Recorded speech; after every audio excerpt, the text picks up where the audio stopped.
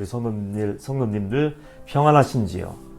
고난주간에도 십자가를 묵상하시고 주님의 손을 단단히 붙잡고 승리하는 성도님들 되시기를 주님의 이름으로 축복합니다. 성경 말씀 보겠습니다. 마태복음 24장 32절부터 42절까지 제가 봉독을 하겠습니다. 무화과 나무의 비유를 배우라. 그 가지가 연하여지고 잎사귀를 내면 여름이 가까운 줄을 아나니 이와 같이 너희도 이 모든 일을 보거든 인자가 가까이 곧 문 앞에 이른 줄 알라. 내가 진실로 너희에게 말하노니 이 세대가 지나가기 전에 이 일이 다 일어나리라. 천지는 없어질지언정 내 말은 없어지지 아니하리라. 그러나 그날과 그때는 아무도 모르나니 하늘의 천사들도 아들도 모르고 오직 아버지만 아시느니라. 노아의 때와 같이 인자의 임함도 그러하리라.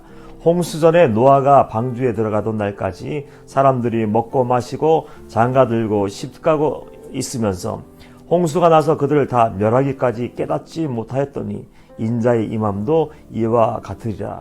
그때 두 사람이 밭에 있음에 한 사람은 데려가고 한 사람은 버려둠을 당할 것이요 두 여자가 맷돌질을 하고 있음에 한 사람은 데려가고 한 사람은 버려둠을 당할 것이니라. 그러므로 깨어있으라. 어느 날에 너희 주가 임할는지 너희가 알지 못함이니라. 사람들은 심각한 말을 싫어합니다. 제가 언젠가 해외에 있는 교회에 집회를 한 적이 있습니다.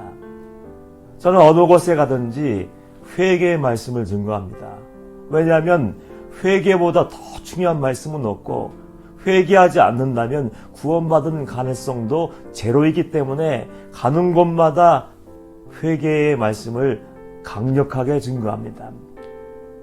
회개의 말씀을 선포했을 때 성도들의 반응이 있었습니다. 어떤 분이 제게 그런 이야기를 하더군요. 목사님, 해외에 나와서 고생합니다.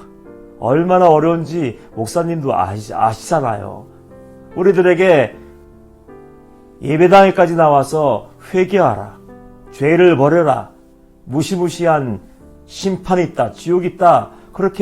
그런 말로 우리를 고통스럽고 어렵게 하지 마시고 위로의 말 좀 우리에게 주세요. 그 성도님의 마음도 이해가 갑니다.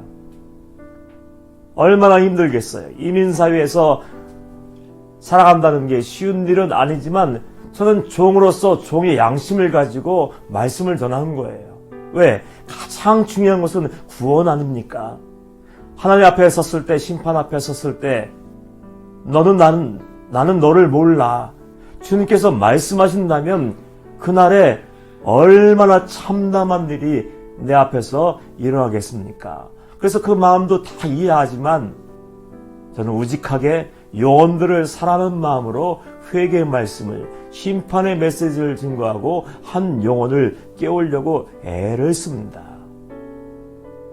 오늘 말씀은 예루살렘에 입성하신 주님이 십자가를 짊어지게 그 성에 들어가신 예수님이 성전을 청결하게 하시고 무화과 나무를 저주했던 그 예수님이 둘째 날에 각계의 종교 지도자들과 변론을 하시면서 마지막 고별 설교와 같은 말씀들을 하신 내용이 기록되어 있습니다. 그 주님이 뭐라고 말씀하십니까? 특별히 오늘 37절 말씀 보면 마지막 때에서 얘기하면서 이렇게 경고하십니다. 노아의 때와 같이 인자의 임함도 그러하리라. 홍수전에 노아가 방주에 들어가던 날까지 사람들이 먹고 마시고 장가들고 시집가고 있으면서 홍수가 나서 그들을 다 멸하기까지 깨닫지 못하였으니 인자의 임함도 이와 같으리라. 그 말씀, 노아의 때와 같은 그 마지막 때가 이를 것이라고 말씀하시는데 무서운 게 뭡니까? 깨닫지 못하는 거예요. 심판이 내 앞에 와 있어도, 심판이 내 현실이 되어도 지금 하나님의 진노의 잔에 부어지고 내가 지금 지옥 판결을 받는데도 불구하고 아무런 느낌, 아무런 반응이 없는 것이 진짜 무서운 겁니다. 저는 노아와 노아의 방주를 묵상하면서 마음이 안타깝습니다. 왜냐하면 노아는 하나님의 심판의 메시지를 듣고 그 산에 올라가서 산 꼭대기에다 방주를 만들었어요. 100년이 넘는 시간 동안 그 방주에서 배를 만들었고, 성경은 노아가 의의 손자의 사명을 감당했다고 분명하게 얘기를 합니다. 노아 할아버지가 어떻게 했을까요? 거리에 나가서 못을 사고 때론 망치를 사고 목재를 구입하면서 무엇을 했을까요? 노아는 그래, 나는 하나님의 음성을 들었어. 나는 하나님의 말씀을 들었어. 나와 우리 가족만 구원받으면 돼. 이런 마음을 먹었습니까? 나만 살면 돼. 이런 이기적인 마음을 먹었을까요? 아닙니다. 노아 할아버지는 하나님의 마음을 가지고 예수의 심장을 가지고 나가서 거리에서 만나는 모든 사람들에게 외쳤을 거예요. 하나님의 심판이 있습니다. 마지막이 있습니다. 그때가 분명하게 있습니다. 우리는 더 늦기 전에 마음을 짓고 회개하며 아버지께로 돌아가야 됩니다. 지금 예수님도 마지막 고별 설교와 같은 그 감난산 말씀을 증거하시면서 안타까우셨을 거예요. 지금 그들이 가지고 나왔던 그 헛된 논쟁들, 그 논쟁이 중요한 것이 아니라 지금 너희들 영혼의 문제가 달려있고 구원의 문제가 달려있고 영원한 천국과 지옥의 문제가 달려있는데 너희는 왜 헛된 이념, 논리, 논쟁만 하고 있느냐. 마음을 가지고 십자가에 달려 죽으시기 직전에 그 사람들에게, 주위에 몰려든 사람들에게 마지막 때의 이야기를 하시는 겁니다. 왜 그런 말씀을 하실까요? 너무나도 사랑하기 때문에.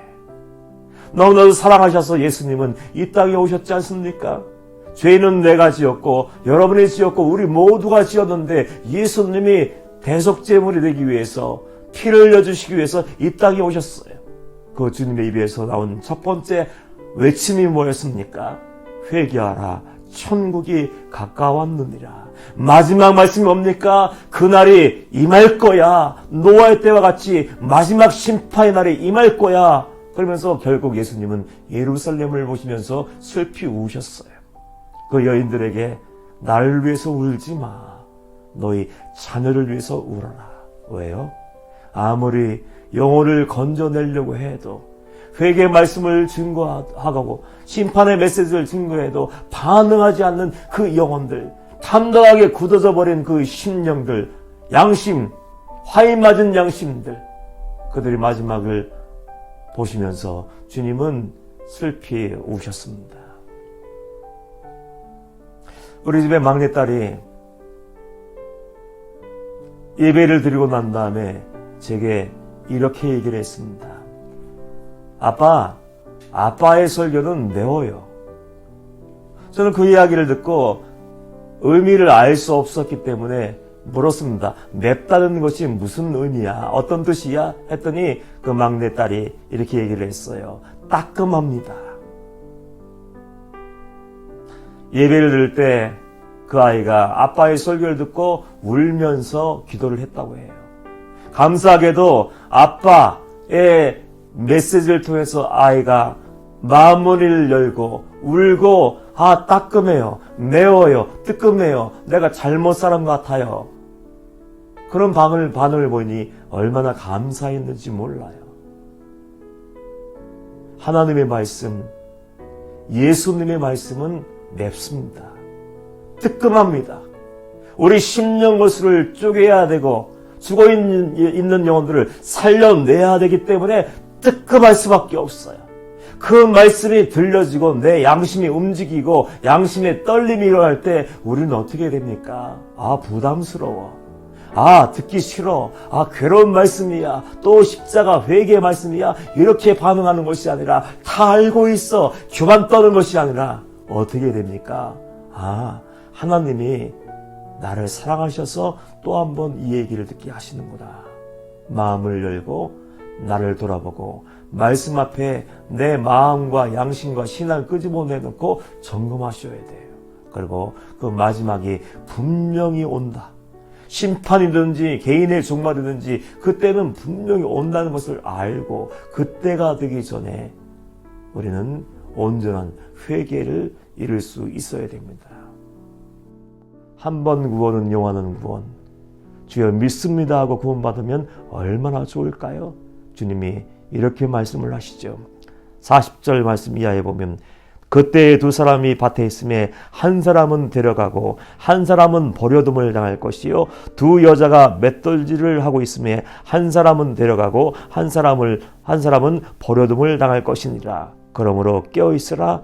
어느 날에 너희 주가 임할는지 너희가 알지 못하느니라. 우리 성도님들 힘든가 합니다.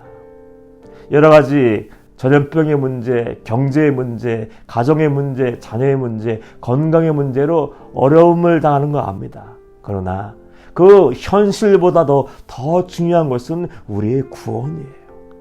이 고난 주간에, 특별히 둘째 날에 주님이 어떤 마음을 가지고 마지막 때의 일을 얘기하시면서 심판의 말씀을 하셨는지 꼭 기억하시고 깊은 하나님과의 대화를 하시고 영혼을 점검하고 구원의 길로 돌아설 수 있는 우리 모두가 되길 주님의 이름으로 축복합니다. 한 시간도 승리하시길 바랍니다. 감사합니다.